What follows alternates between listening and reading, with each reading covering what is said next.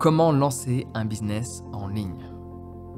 Alors cette vidéo va être grandement appréciée par certains parce que j'ai une grande expertise à apporter. Et il y en a d'autres qui vont rejeter, de par le fait que ce soit différent ou de par le fait qu'ils rejettent déjà l'aspect monétaire de notre société, qui est essentiel pour vivre et qui a toujours aidé, quelles que soient les civilisations. Il y a toujours eu une monnaie d'échange. Et avoir un business, c'est savoir échanger. Échanger un service ou échanger un produit contre quelque chose où la personne considère qu'il y a une valeur, que cela va améliorer sa vie d'une quelconque manière. Donc tu peux vendre un produit ou un service, voire même les deux.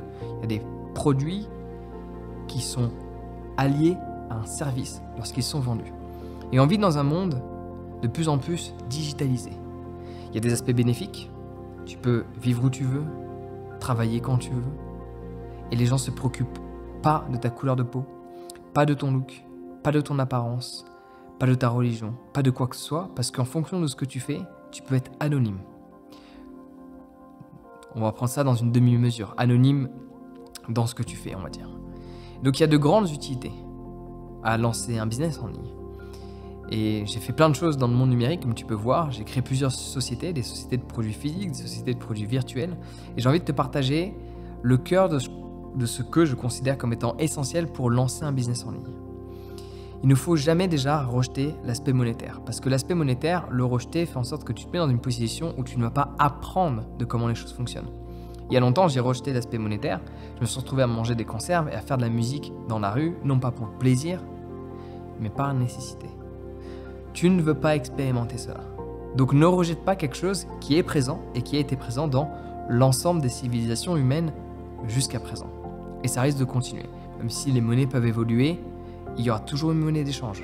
Parce que si je fabrique des chaises et toi tu fais des tableaux et que je veux pas de tableaux, on va pas s'en sortir. Donc il y a toujours un point d'échange.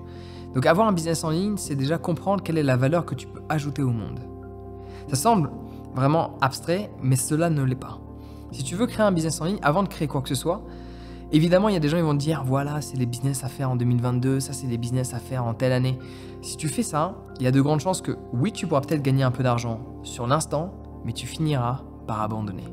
Parce que si tu fais pas quelque chose que tu aimes, mais pas que, parce que en fait, il y a deux scénarios où les gens disent des choses qui sont fausses, parce qu'ils remettent pas les choses dans un contexte. Il y a des gens qui vont te dire voici les business qui vont fonctionner en 2022, fais ça. Ok, ça va fonctionner, mais tu vas finir par échouer. Parce que tu vas abandonner, parce que ça va pas te passionner. Et les gens ils vont te dire si tu veux lancer un business, fais ce qui te passionne. Oui, mais si personne n'est prêt à acheter ce que tu aimes, ça fonctionne pas. Il faut que tu trouves un alliage des deux.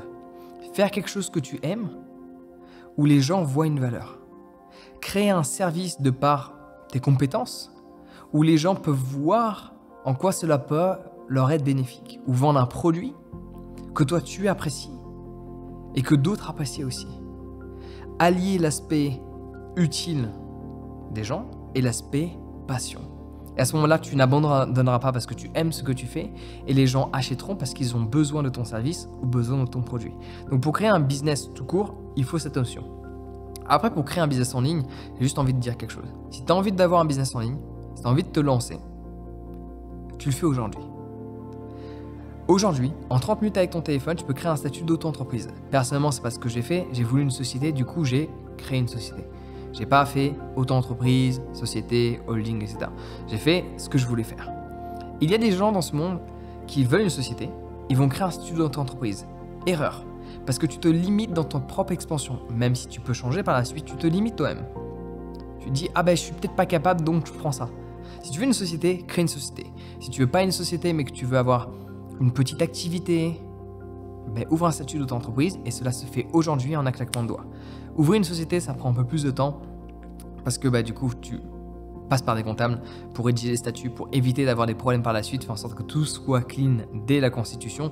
Quand c'est un statut d'auto-entreprise, c'est différent parce que c'est très simple, tu as une activité et tu l'as choisi. Donc pour lancer un business en ligne, il faut que tu saches ce que tu aimes, quelles sont les choses que tu as envie de développer, quelles sont les compétences que tu serais amené à avoir par la suite et en quoi tout ça peut servir à quelqu'un d'autre. À ce moment-là, tu as un service. Les produits, c'est pareil.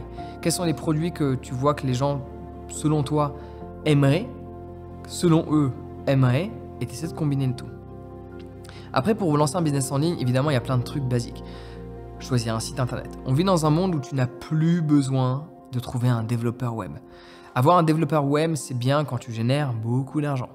Si tu te lances, tu n'as pas besoin de trouver quelqu'un pour en faire un site internet. Il y a différents outils. Tous les outils ne sont pas égaux, comme le monde dans lequel on vit. Ça s'appelle la nature. Tous les outils ont des spécificités positives et négatives. Il y a des outils que tu peux trouver qui sont plus faits pour vendre des produits. Il y a des outils qui sont plus faits pour vendre des services. Il y a des outils qui sont plus faits pour avoir une vitrine. Donc pour lancer un business en ligne, il faut que tu saches exactement qu'est-ce que tu veux faire. Une fois que tu sais ce que tu veux faire, produit ou service, tu vas trouver un outil qui correspond à ce produit ou à ce service. Les déclarations, je t'en ai déjà parlé, c'est très rapide. Il faut juste que tu t'enlèves ça de la tête en mode c'est compliqué. C'est très simple. Tu rends les choses compliquées. Si tu veux lancer un business en ligne aujourd'hui, tu peux le faire aujourd'hui.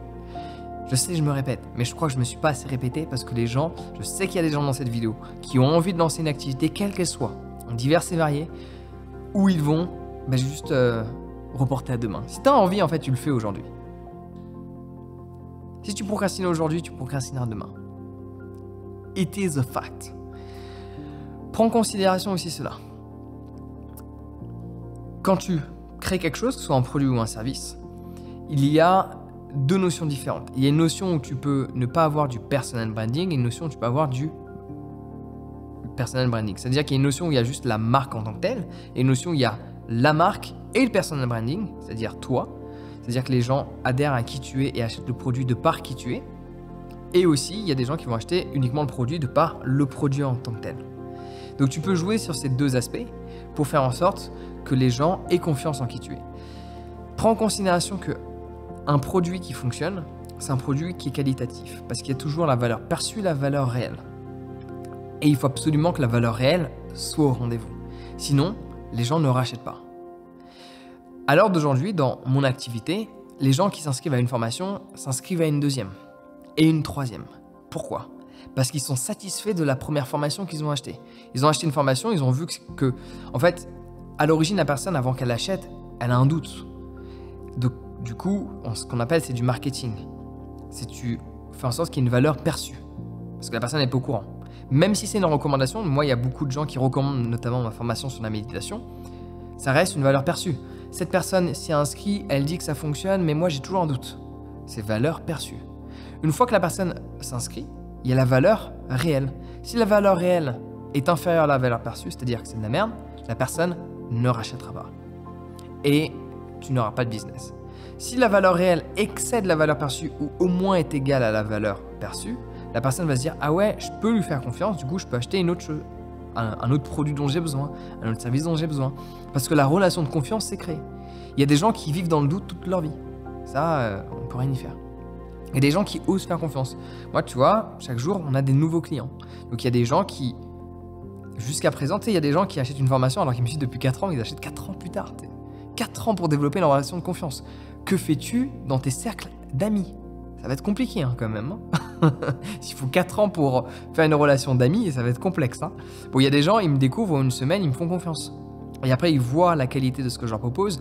Et au-delà de la qualité, de la structure, etc., ils voient les bienfaits de par ce que je leur ai proposé. Ils voient que ça, quand c'est des produits, des bracelets, des malas, ils voient que ça correspond à la photo. Quand c'est des formations, ils voient l'impact que ça a dans leur vie. Ça correspond à leurs attentes. Quand ils viennent à un événement, ils se sortent transformés. Et donc à ce moment-là, ils reviennent. Ou ils décident de racheter. Parce qu'ils m'ont fait confiance, je leur ai montré qu'ils pouvaient, ils ont vu que c'était le cas et ils décident de racheter. Et si tu vas avoir un business en ligne, il faut absolument développer cette relation de confiance avec les gens qui décident de te faire confiance. Il y aura toujours une personne qui décide de faire confiance à une autre. Après, la confiance, il faut qu'elle soit mutuelle, c'est comme dans une relation. Donc si tu veux lancer un business en ligne, il faut absolument que tu te souviennes de ces notions-là. Tu n'as pas besoin de tout savoir. Le dernier point que je veux te partager, qui est le point le plus essentiel, si tu veux lancer un business en ligne ou lancer un business tout court, tu n'as pas besoin de tout savoir. Apprends une chose, lance-toi. Et au fur et à mesure du temps, tu apprendras. Tout ce que je sais aujourd'hui, tout ce que j'ai mis en place aujourd'hui, je ne le savais pas quand j'ai commencé. J'ai eu une idée, j'ai aimé cette idée, j'ai commencé sans savoir où j'allais. Et au fur et à mesure du temps, j'ai changé, modifié, amélioré, supprimé, rajouté. Pour en arriver là où je suis aujourd'hui, avoir plusieurs structures, et à faire ce que je veux quand je veux, à rémunérer des gens tous les mois, à être fier de le faire, payer 100% de la mutuelle, les inviter en vacances une fois par an et être le patron que je n'ai jamais eu, c'est-à-dire un patron génial. Et surtout, au-delà des gens que j'aide dans mon cercle professionnel, ce que je fais, après là c'est spécifique, ça dépend de ce que toi tu veux faire, mais personnellement ce que je fais aide. Ça veut dire que ma société est bénéficiaire en aidant des gens. C'est génial quand même.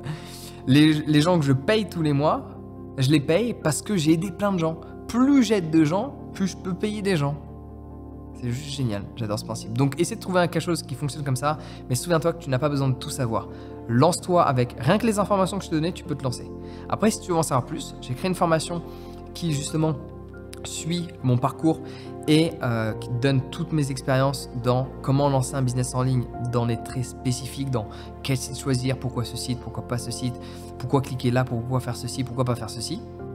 J'ai créé une formation qui s'appelle « Comment lancer un business en ligne ».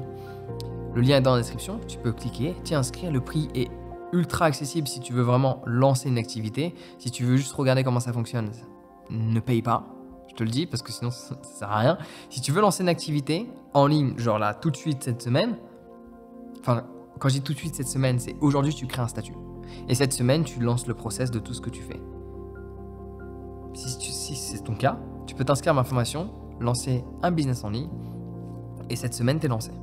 Et au fur et à mesure du temps, tu apprendras plus. Le lien est dans la description. Sur ce, prends soin de toi et passe une bonne journée.